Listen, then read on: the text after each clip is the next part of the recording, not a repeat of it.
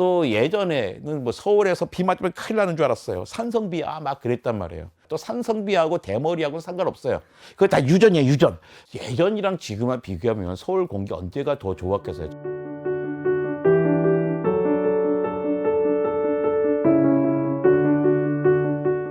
이제 저희 큰애가 10살인데 그 중에 한 명이 나는 결혼을 안 해야겠다 이렇게 말하는 거예요. 청년이 아니라 11살 친구가 제 옆에서 있어서 저 너무 깜짝 놀랐거든요. 진짜로 이 아이들이 맞닥뜨리게 될 미래는 어떤 형태일까. 너무 위기감에 함몰되지 않고 이런 위기를 늦추거나 줄일 수 있는지에 대해서 무엇을 할 수 있는 건가, 그 부분에 대한 답이 궁금합니다. 막연한 두려움들이 많이 있죠. 특히 왜 질문 많이 하고 어떻게 해야 되지 막 걱정하는 거죠. 그리고선 기성세대들, 엄마 아빠 세대들에게 원망 들어야죠. 뭐 그것까지 인정하는데 겁을 줄 필요는 없는 것 같아요. 너무 그 어린 친구들에게, 그 미래 세대에게 겁을 주고 있거든요. 어른들이 오해하고 있는 게 뭐냐면 이 문제는 우리 다음 세대의 문제라고 생각해요. 다음 세대 문제가 사실 나의 문제예요. 내 문제인데 이걸 너 다음 세대의 문제라고 자꾸 미루다 보면서, 야, 너 있던 큰일 났어, 이런 문제가 생긴 거야, 우리 후세 때는 어떡하지, 이것도 안 되고 저것도 안 되고 하니까 이 사람들 겁이 나는 거죠. 그렇지 않아도 험난한 세상을 어떻게 살아갈 건가 하는 거죠. 저는 그렇게 겁주는 건 의지를 꺾는다고 생각하거든요. 왜 그런 말이 있잖아요. 지구가 멸망하더라도 하더라도 사과나무를 하나 심겠다. 대부분 이상한 사람이에요. 내가 내일 지구가 멸망하는데 사과나무를 왜 심어요? 내일 지구가 멸망하면 우리 할 일이 하나도 없어요. 근데 우리 왜 많은 과학자들이 자꾸 이런 얘기를 하겠어요? 할 수 있으니까 하자는 거거든요. 이도 넘어가면 우리는 할 수 있는 방법이 없는데, 그러니까 롤러코스터 꼭대기랑 비슷하거든요. 롤러코스터 타고 올라갈 때 전기로 기어 걸어서 가잖아요. 꼭대기 가면 자동으로 떨어지는 거거든요. 이도가 거기에요. 그러니까 이도가 되는 순간 우리가 아무리 변해도 상승을 막을 수는 없어요. 그 전에 0.5도 앞에서 1.5도에서 막아보자 노력을 한 거죠. 그러니까 과학이 생긴 게, 우리가 과학혁명 생긴 건 300수십 년 정도잖아요. 근데 그 사이에 뭐 어떤 특별한 일이 있었는가? 대표적인 게 남극의 그 오존 구멍이었죠. 근데 요즘은 뉴스에 안 나오잖아요. 왜 그러냐면 이유를 알았기 때문이죠. 오존 구멍이 넓어진 건 사람들이 하도 프레온가스를 썼기 때문이에요. 그러니까 옛날에 냉장고나 에어컨에 냉매를 썼잖아요. 사람들은 싹 그래? 그럼 쓰지 말지 뭐 하고 그냥 안 쓰고 새로운 냉매를 개발하니까 그게 없어졌죠. 또 예전에는 뭐 서울에서 비 맞으면 큰일 나는 줄 알았어요. 산성비야 막 그랬단 말이에요. 근데 요즘 산성비 아니잖아요. 비 맞고 다녀도 돼요. 공기가 엄청나게 좋아졌습니다. 또 산성비하고 대머리하고는 상관없어요. 그거 다 유전이에요, 유전. 예전엔 안 그랬잖아, 이런 말 많이 하거든요.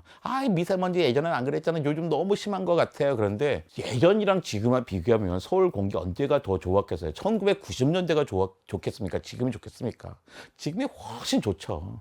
1990년대에도 와이셔츠 입으면 하루밖에 못 입었어요. 옛날 생각도 못했던 걸 접근해 가고 있는 거죠. 론 위즐리 아세요? 론 위즐리? 해리포터가 론 위즐리 엄마랑 같이 4분의 3 승강장에 가요. 그냥 벽이잖아요. 근데 엄마가 뭐라냐면, 저기서 뛰어가야 되는 거야. 저기서 쑥 들어가. 겁먹지 말고. 근데 겁나면 좀 뛰어가. 뛰어가면 될 거야. 하잖아요. 그 장면이 되게 멋졌거든요. 우리 마법의 세계에 들어가는데 어떻게 그냥 편하게 가겠어요? 뭔가 겁나는 장면이 있죠. 하지만 겁나는 것을 극복해야죠. 혼자 하지 못하니까 어떻게 넘어져가면 그 류질리 갖고 걱정하자 순서 뒤에 쭉 있어. 그러니까 위안한 언론이야. 우리는 혼자가 아니다라는 것을 자꾸 알려줘야 돼요. 너 혼자 걱정하는 게 아니야. 엄마 아빠도 있고 너 친구들도 있고 외국의 모든 사람들이 이 문제를 해결하려고 있거든. 그러니까 우리가 같이 노력하면 돼라고 자신감을 심어주는 거 되게 중요하다고 생각해요. 근데 이 기후 문제에 보면 양극단이 있어요. 기후 위기 따위 없어요라고 아주 주장하는 사람이 있어요. 그런가 하면 기후 위기 때문에 우리 망했어요 주장하는 사람도 있거든요. 저는 둘 다 아니라 생각해요. 분명히 기후 위기 있고요.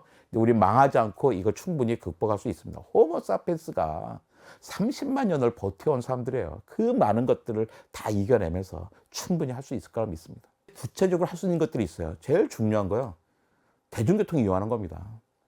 그다음 좀 더 구체적으로 대중교통 무료로 할 수 있을 것 같아요. 어차피 시민이 낸 거잖아요. 시민이 내지 말고 세금을 내자 그래요. 대중교통 훨씬 늘려가지고 편하게 다니게 하는 거예요. 서울시도 지금 매년 도로 닦고 주차장 확보하는 거 얼마나 많은 세금을 쓰고 있습니까? 누구나 이용하는 사람들에게 대중교통을 쓰므로 해서 이산화탄소 배출을 급격하게 줄일 수 있거든요. 두 번째가 육식이에요. 고기. 거긴 정말 심각한 거거든요. 근데 저는 25년 동안 그 채식주의자로 살아왔어요. 그런데 어저께도 고기를 먹었고요. 오늘도 고기를 먹을 예정이에요. 그러니까 채식주의자인데 여기부터 채식주의자, 눈부터 채식주의자고 코부터 배까지는 육식이에요. 그러니까 이념적으로는 고기를 먹어야 되는데 고기 너무 맛있는 거예요. 막 몸으로 막 받아들이게 되는 거예요. 그러니까 25년 동안 내가 얼마나 그 양심의 가책을 받으면서 살았어요. 약간 타협을 보는 게 좋을 것 같아요. 그러니까 예를 들어서 그러니까 소고기 1kg을 생산하는 데는 약 50kg의 온실가스가 발생해요. 또 소고기 1kg 만들기 위해서는 25kg의 먹이가 필요해요. 근데 만약에 우리가 소고기 1kg를 안 먹는다면 50kg의 온실가스를 발생시키지 않고 25kg의 먹이를 만들 수 있는 땅을 숲을 만들 수 있겠죠. 큰 도움이 됩니다. 그런데 어떻게 고기를 안 먹고 살아요. 근데 대안이 있더라고요. 돼지고기, 닭고기 훨씬 적어요. 소고기는 25kg 먹어야 1kg 되는데요. 돼지고기는 한 6kg만 먹으면 돼요. 그 닭고기 3kg만 먹어도 1kg 나오거든요. 고기를 안 먹자는 게 아니라 소고기 양을 급격하게 줄여서 딴 걸 많이 먹자는 거예요. 고기를 먹되 다른 방법을 먹는 것도 하나의 방법이 되는 거죠. 소고기 내가 또 소고기 사줄 수 있지. 내가 돈이 없어서가 아니라 지구를 위해서 내가 너 닭 사주는 거야. 너랑 같이 닭을 먹으면서 지구를 지키는 한 표를 던지는 거라고 충분히 얘기할 수 있거든요. 저는 그 점에서 이제 중요한 그 실천 방법이라고 생각합니다. 물론 안 먹으면 좋아요. 내가 25년 동안 노력해봤지만 안 되더라고요. 그 할 수 있는 사람 따로 있어요. 저는 못해요. 근데 저 같은 사람들도 할 수 있는 방식은 소 대신 돼지, 닭 먹는 거예요. 이것만 해도 크게 됩니다. 우리가 단숨에 뭘 끝낼 수는 없어요. 하지만 이게 되게 커요. 이런 걸로 해 나가는 거죠.